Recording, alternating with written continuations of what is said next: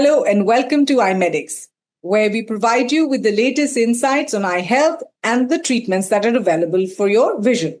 I am Bindu.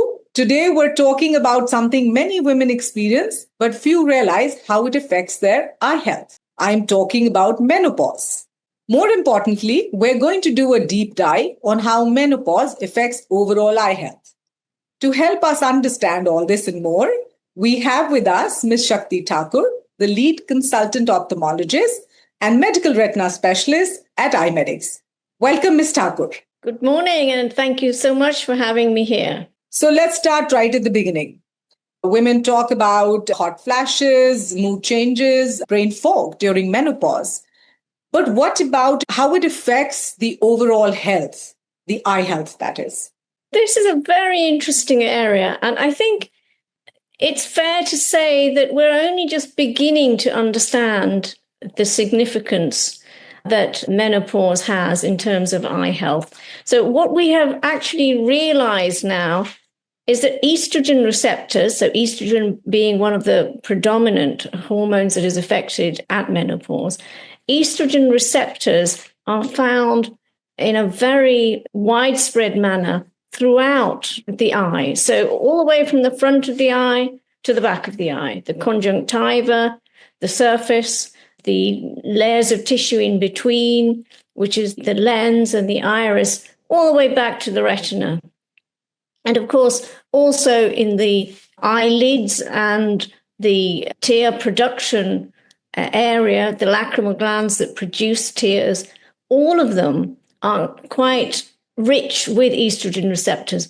And interestingly, we are actually finding estrogen receptors are embedded in the blood vessels as well in the retina. And the significance of that, we're not quite sure about, but what we're understanding now that estrogen has got much more to do with the eye health than we originally anticipated. Given its wide distribution, not only has it effects on the surface of the eye and causing dry eye symptoms, which is probably the best known manifestation, but probably it's got a lot more going on in terms of how it affects blood supply within the eye. And that has a lot more bearing on degenerative conditions that can then be more predominant in later life. And we'll talk a little bit about that later. But I think the most well understood symptom and the most disturbing symptom for most women is dry eyes. In fact, there was a National Eye Health Week in the UK last year in September, and they did a survey to which the respondents 61% of them reported dry eye symptoms. So it is a common symptom. That's fascinating and definitely not something most of us would connect with menopause, though, as women. So then let's focus a little bit more on the dry eye symptoms and how they start appearing. How can women take care that this doesn't grow to something more serious? Yes, I know dry eye is a serious concern, but even more serious than that. So could you just share some insights there with our listeners? Of course. The general kind of advice that's given is, oddly, increasing your intake of omega-3. So whether that's with fish oils or flaxseed, seems to have an effect on the production of the correct kind of oils in the meibomian glands, which are the tiny glands that open up along the base of the eyelashes and contribute to the tear film, and they promote the stability of the normal tear film. So having the right components within the tear film is quite crucial to its role. So if you imagine that there are 3 different components within the tear film, there's a watery bit, there's an oily bit, and there's a mucus bit. And if the relative proportions of those are disturbed, although you are producing tears, they don't sit on the surface of the eye long enough between blinks. And because that's not happening, then the cornea, which is super sensitive, becomes irritated and you'll experience the symptoms of grittiness. Some people get an ache. Quite commonly, people will report a sharp sensation, so as if they've been poked in the eye, and that feeling can come and go. So those things can be improved by diet, obviously, by having good quality eye tears, which are relatively easily available, and there are a lot of them on the market. Sometimes it's a matter of trial and error as to which one you go for, but there are many there that do the job relatively well. And also, if there is an excessive amount of oil present, then you may need to treat that using lid hygiene techniques and sometimes an eye mask. So, there's a whole area, eye care, involved just very specifically with treating dry eyes. Thank you for explaining that so clearly. It's quite interesting to note that it isn't just the dry skin that we have to suffer through. It's now the dry eyes as well. That's a double whammy when we're talking about menopause and how it affects the eye health and so on and so forth for women.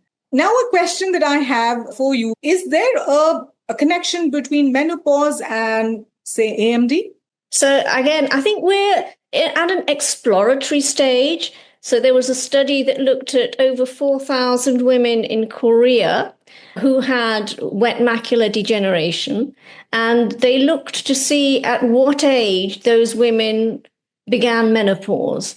And interestingly, they found there was an association of an increased risk of wet macular degeneration in women who had menopause early, sort of earlier than 40, but also there was an increased risk with women who'd been on more than 7 years of HRT, hormone replacement therapy. So there are some contradictions in the kind of studies that are coming out. And that's probably because at the moment, we're only just beginning to unearth what actually is going on.